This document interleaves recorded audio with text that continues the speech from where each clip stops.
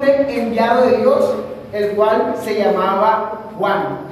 ¿Cuál era la característica de este hombre? Dice que fue enviado de Dios, un enviado de Dios, una persona que Dios escogió, una persona que Dios apartó y le encomendó una tarea muy especial, una tarea que no es para nada insignificante, algo muy grande, una labor que significaba aún para nosotros muchísimos, y era que Él iba a preparar el camino del Señor Jesucristo.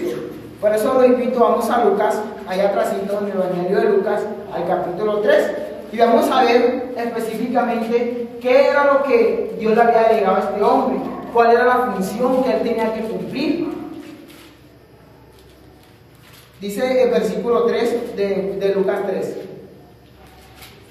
Y él fue por toda la región contigua al Jordán, predicando el bautismo del arrepentimiento para perdón de pecados. ¿Cuál era la tarea de Juan? Como su nombre lo dice, Juan el Bautista, bautizar para arrepentimiento. Él bautizaba para que la gente que se arrepintiera.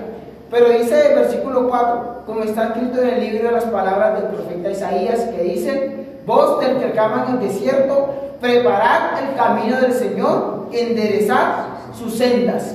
La labor de Juan el Bautista era de preparar el camino para el Señor Jesucristo. Anteriormente, cuando un rey quería ir de una provincia a otra, ¿qué hacía? Primeramente él enviaba a sus siervos, a sus servidores, a que prepararan el camino por donde el rey iba a pasar.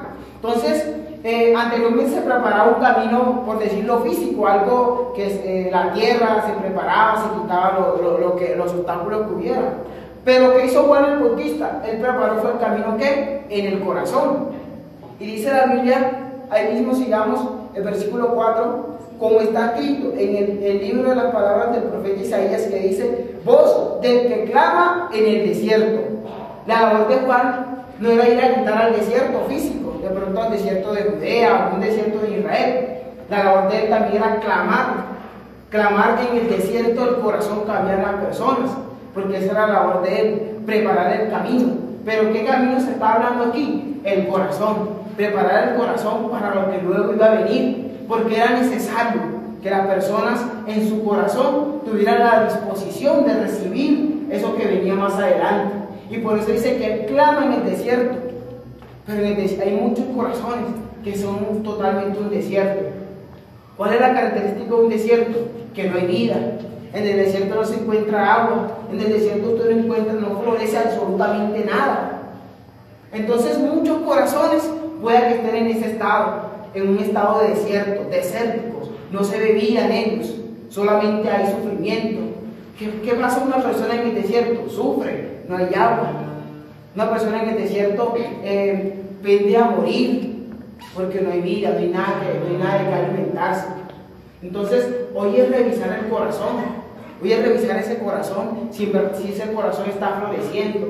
¿Qué es señal de un corazón que florece? Que hay amor, que se dé la paz, que hay armonía, un corazón que perdona.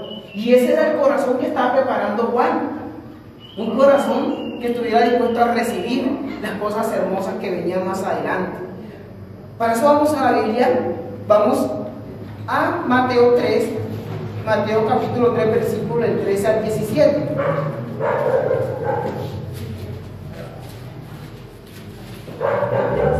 Mateo capítulo 3, versículo del 13 al 17.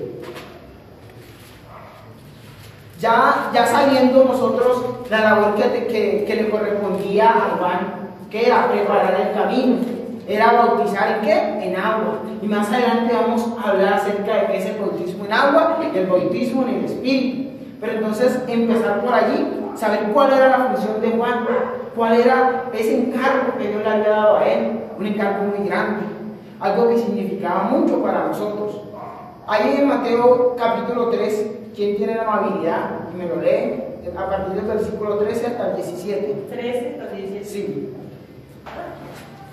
Entonces Jesús vino de Galilea a Juan al Jordán para ser bautizado por él. Mas Juan se le oponía diciendo: yo necesito ser bautizado por ti y tú vienes a mí.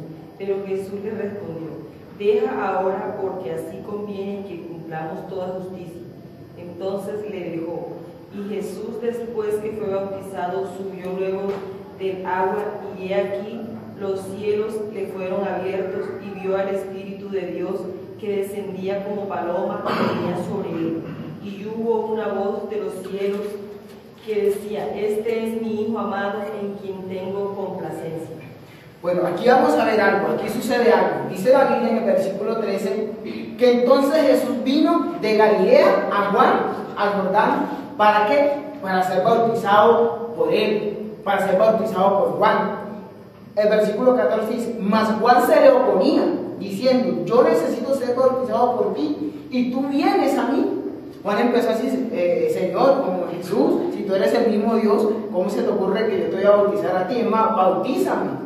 Vemos en el caso de Pedro también, cuando Jesús le empezó a lavar los pies a sus discípulos, que Pedro le dijo: Señor, no se te ocurra lavarme los pies a mí. ¿Cómo me vas a lavar tú los pies a mí? Yo te los lavo. Pero Jesús le dijo: si no te lavo los pies, no tienes parte conmigo. Aquí Juan también se lo ponía, porque Juan ya sentía quién era esa persona, él veía quién era. Decía: ¿cómo se te ocurre? El mismo Dios, el Hijo de Dios, venir a que yo lo bautice. Qué dignidad tan grande. Juan dice: yo no me merezco esto. Pero Jesús dijo, se lo ponía. ¿Por qué? Y es necesario que se cumpla con la ley, que se cumpla con lo que habían prometido.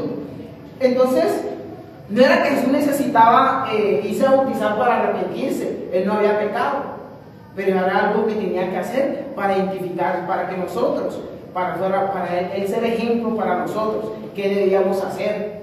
Todo lo que iban a Juan el Bautista a bautizarse, ¿qué iban? Para arrepentirse de sus pecados, recibían el bautizo para arrepentirse. Jesús no necesitaba arrepentirse, le repito. Él solamente quería enseñarnos qué era lo que debíamos hacer. Y dice el versículo 15: pero Jesús le respondió: deja ahora, porque así conviene que cumplamos toda justicia. Entonces le dejó. Y Jesús, después que fue bautizado, subió luego del agua. Jesucristo no se quedó en el agua, Jesucristo no se quedó sumergido, porque se nos hubiera ahogado Jesús y no nos hubiera salvado. Pero dice, él se sumergió y subió del agua. Él no se quedó solamente en ese estado de arrepentimiento, me arrepiento, sino que hay algo más que hacer. Muchas veces en nuestras vidas nos pasa: usted se equivoca, listo, Señor, perdóname, me arrepiento. Pero ¿qué pasa? No hacemos frutos dignos de arrepentimiento. No demostramos con hechos, con actos, que estamos verdaderamente arrepentidos, sino que nos quedamos en ese estado, nos quedamos allí. Dice la Biblia que Jesús subió del agua, y he aquí los cielos le fueron abiertos, y vio al Espíritu de Dios que descendía como paloma y venía sobre él. Y una voz de los cielos que decía: este es mi Hijo amado, en quien tengo complacencia. A mí me fascinan estos dos versículos, 16 al 17. Aquí vemos a la Trinidad unida. Aquí vemos a los tres, Dios Padre, Dios Hijo y Dios Espíritu Santo, juntos. Dice que el Espíritu de Dios vino en forma ¿qué? De paloma, en forma visible. Estaba aquí en Jesucristo, el Hijo. ¿Y qué hizo el Padre? Dijo: este es mi Hijo amado, en quien tengo complacencia. Estaban los tres. Y yo me decía, este versículo, ¿qué duda voy a ponerle yo que existe entre Dios Padre, Dios Hijo y Dios Espíritu Santo? Vemos la intimidad que hay en ellos, que siempre están juntos. Entonces, ese versículo, cuando yo leía, qué fascinante. ¿Qué escena habrá visto Juan? Yo me imagino cómo habrá quedado Juan impactado. Los tres, la Trinidad, imagínense, Dios Padre, Dios Hijo y Dios Espíritu Santo, juntos, de una manera visible.